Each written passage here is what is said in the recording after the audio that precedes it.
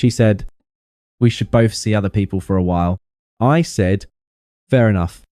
The next evening, her cousin invited me to a game night and sat a little too close. My ex sent me a paragraph after paragraph of, we need to talk right now. Hey viewers, before we move on to the video, please make sure to subscribe to the channel and hit the like button if you want to see more stories like this. Thanks for years. That's not a test run. That's not just seeing what happens. For years is planning a future time. For years is remember that time. We should start saving for time. We had just signed a 1-2 month lease on a new 2-bedroom apartment. I say we, but I'm an architect. So I'm the one who makes the architect money. I was the one who qualified for it on my own. I paid the security deposit and I paid the first month's rent and the movers. Lena, my girlfriend, well, ex-girlfriend, now was in charge of vibes. That was her actual job. By the way, social media marketing. Her life was about aesthetics, brand synergy, and whatever was trending 5 minutes ago. My life is about blueprints, load-bearing walls, and understanding that if you don't build a solid foundation, the whole thing comes crashing down. For the last 6 months, she'd been distant. Mode. I attributed it to the stress of the move or her job or that new friend from her spin class who seemed to take up a lot of her text messages. I was the loyal, stable, boring but dependable boyfriend. I was the one working overtime to pay for the new furniture. I was the one who cooked just 2 weeks ago. I was supposed to go to Vegas with my college buddies, a trip we've been planning for a year. The night before my flight, Lena had a full-on tears on the floor meltdown. She had a really bad feeling about the trip. She was feeling vulnerable in the new apartment and just needed me that weekend. She said, if you loved me, you wouldn't go. So I canned. I ate the cost of the flight. I stayed home Saturday morning.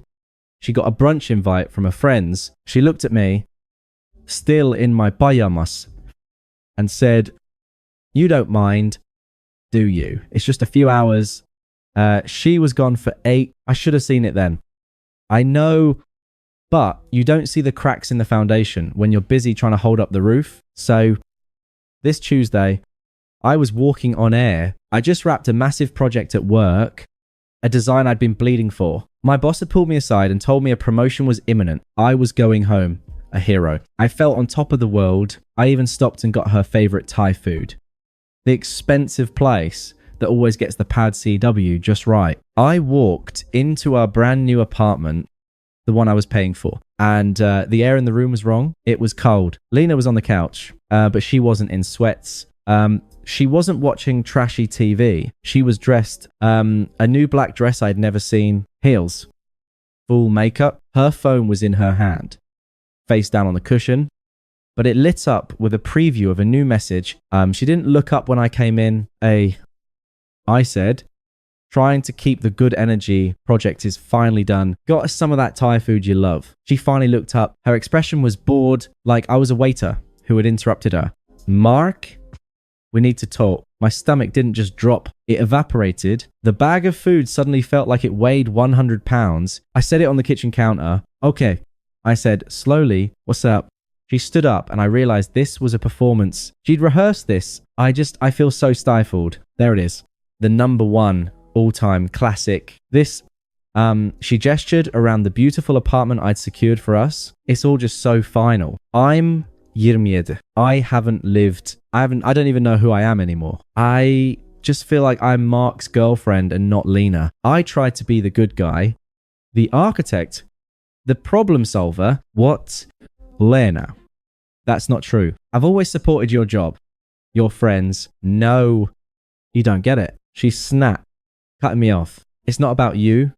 It's about me. I need space. I need novelty. I need to be the main character in my own life for a while. And then the killer, the line she'd clearly practiced in the mirror, the one that let her be the cool, modern girl, while gutting me, I think we should both see other people for a while. She said with a little patronizing head tilt, just a break to, make sure this is really what we want. I'm an architect. I see a flawed design. I see a compromised foundation. And I know with absolute certainty when a structure is a tear down. This was the moment the movies tell you to fight, to beg, to yell. Is there someone else you're supposed to cry?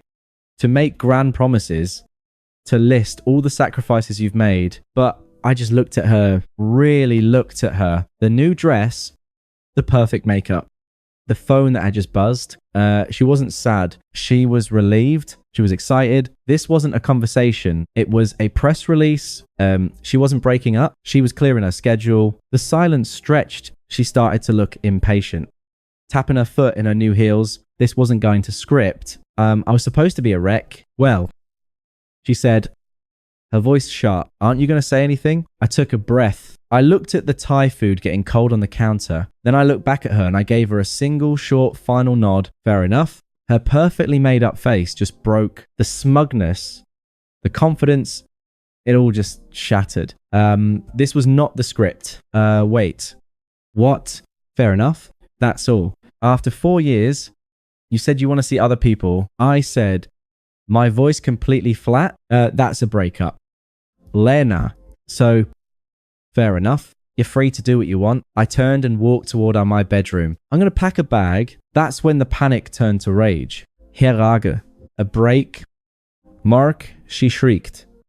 Following me, I said, a break? Like a few weeks? You're just going to give up for years. And you just give up. You're the one who just gave up with a pre-written speech. I said, turning back to her, you're wearing a new dress and heels. Lena, you're not sad about this. You're excited. I'm not going to sit in this apartment and wait while you find yourself with some other guy. That's not a break. That's a backup plan, and I'm not it. She crossed her arms and the smug mask clicked back into place.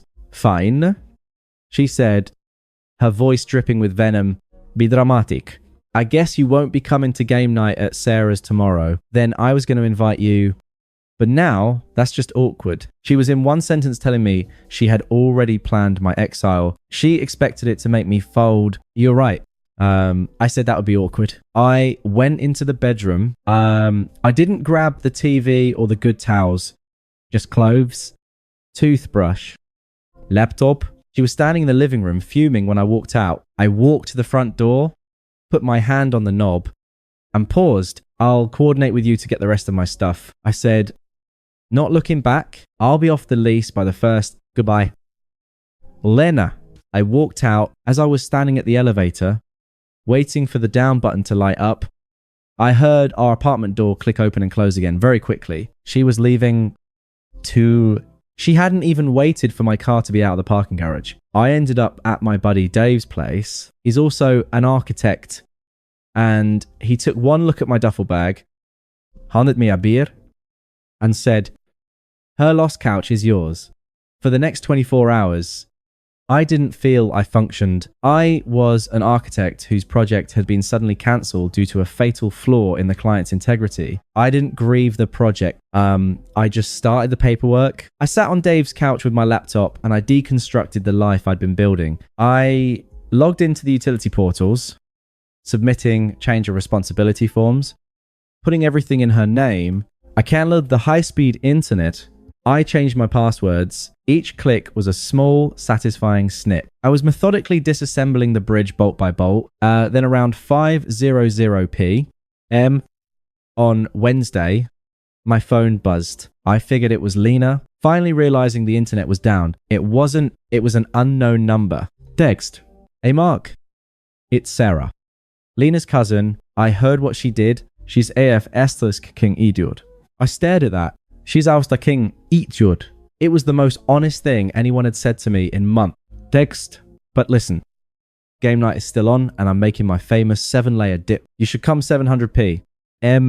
Don't let her win by moping. I thought, why not?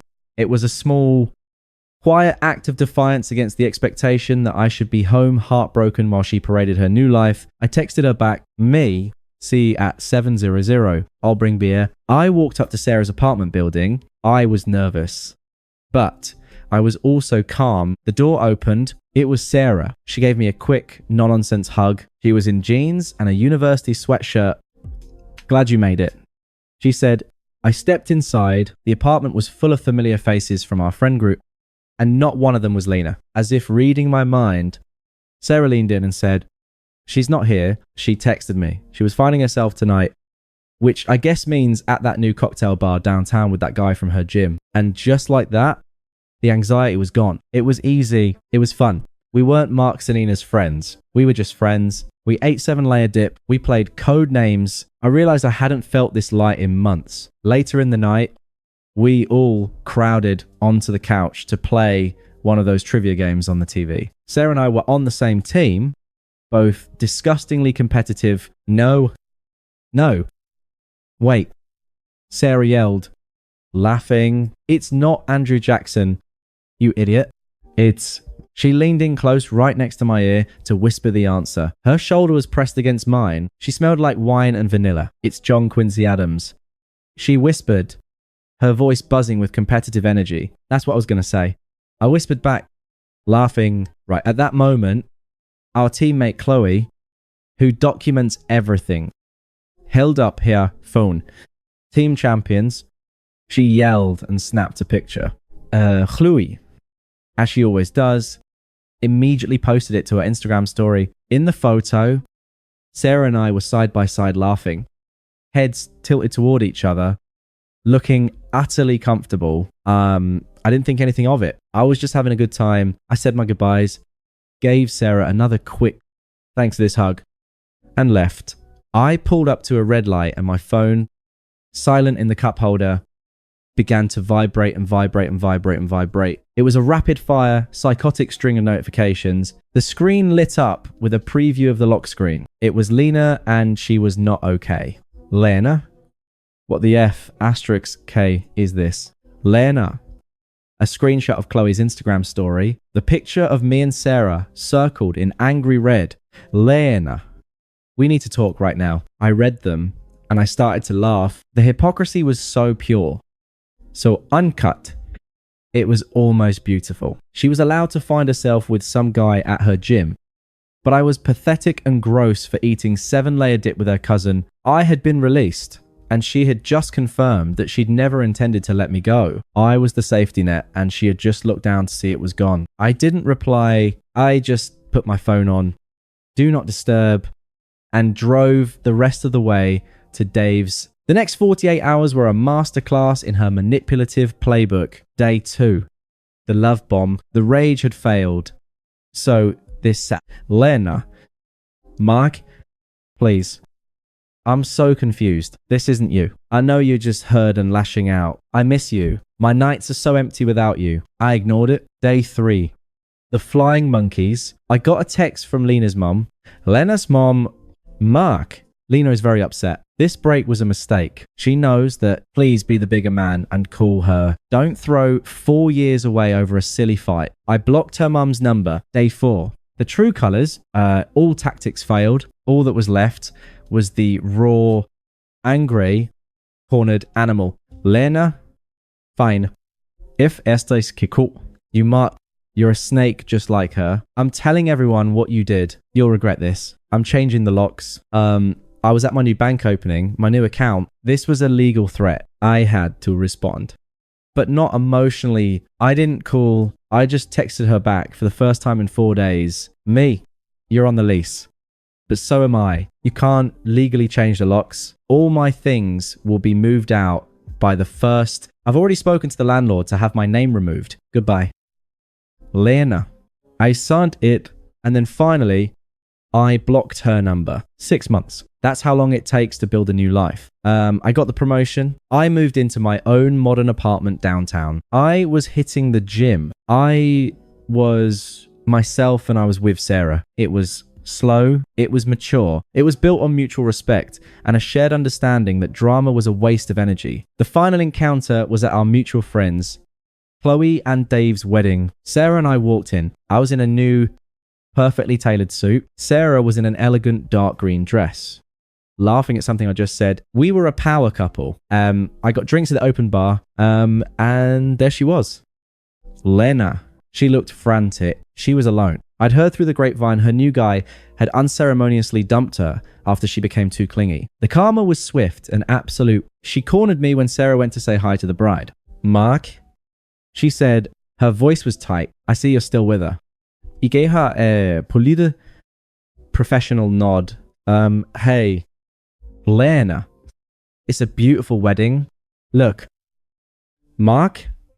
She said, stepping closer, dropping the pretense.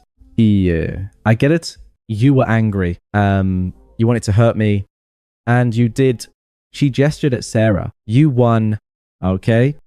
But it's been 6 months. Don't you think this joke has gone on long enough? I was genuinely confused. What joke? This, her. You proved your point. But that guy, I was seeing a mistake. I've been doing so much therapy. Mark, I've grown. I miss us. I miss my best friend. She still thought my entire new life was a performance for her benefit. I looked at her and I felt nothing. Lena, I'm not with Sarah to hurt you. I said, my voice calm. I'm with Sarah because she's smart and kind and she doesn't play games. Her face crumbled. But 4 years. Mark, we had 4 years. You don't just throw that away. I love you. I let her, I love you, hang in the air between us. No, you don't. I said, not unkindly, just factually. You love that. I loved you. You loved the stability. You loved having a backup plan. Across the room, Sarah caught my eye. She smiled and waved me over to the dance floor. My real life was waiting. I turned back to Lena. You wanted us to see other people. I said, giving her a small, polite smile. I just finally did. I turned, left her at the bar, and walked onto the dance floor. I took Sarah's hand, pulled her close, and I never looked back. Thanks for watching. Make sure to subscribe to the channel and hit the like button. What do you think about this story? Share it in the comments.